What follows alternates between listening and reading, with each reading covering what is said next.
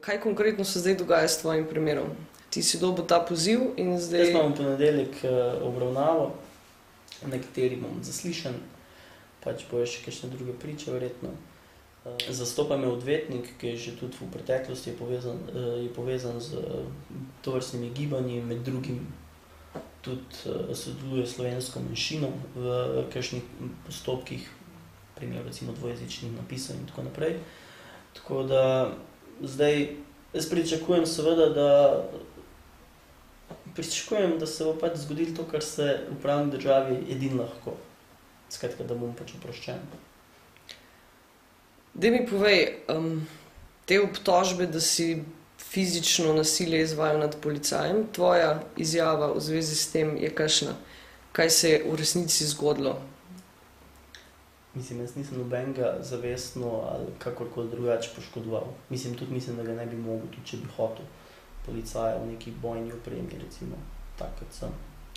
Bi za konec želel kaj sporočiti slovenski javnosti v zvezi s tem primerom konkretnim? Kaj posebej sporočiti? Nič, mislim. Se mi zdi, da več to samo še ena dodatna lekcija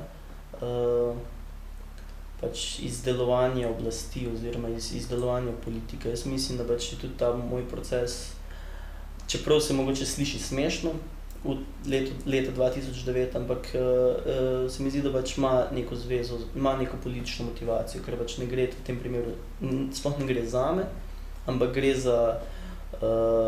za neko gibanje, recimo v tem konkretnem primeru na avstrijskem Koroškem, ki promovira neko povsem drugo politično stališče, drugo politično paradigmo kot tisto, ki je aktualna in na oblasti. In to je pač paradigma, ki je antifašistična, ki se zavzema za odprto družbo, za sprejemanje in ki pač meni, da je sleherno izključevanje ljudi na kakršnikoli podlagi, ne vem, na podlagi jezika, kaj kdo govori, spola, spolne usmerjenosti in tako naprej, da je to popolnoma nesprejemljivo. Tako da se mi zdi, da pač je treba tudi ta dogodek razumeti v nekem širšem sklopu tega, da so redna tarča, recimo tudi policijske represije ali pa sodnega pregona ravno tovrstne aktivnosti.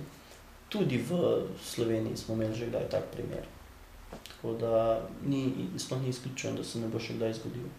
Kaj torej pričakuješ od slovenske javnosti, mogoče od slovenske politične scene? Jaz ne pričakujem nikogar nič.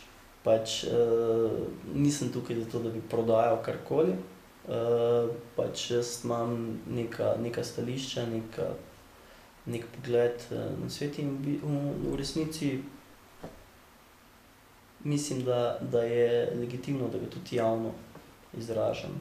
Tako da, to je to.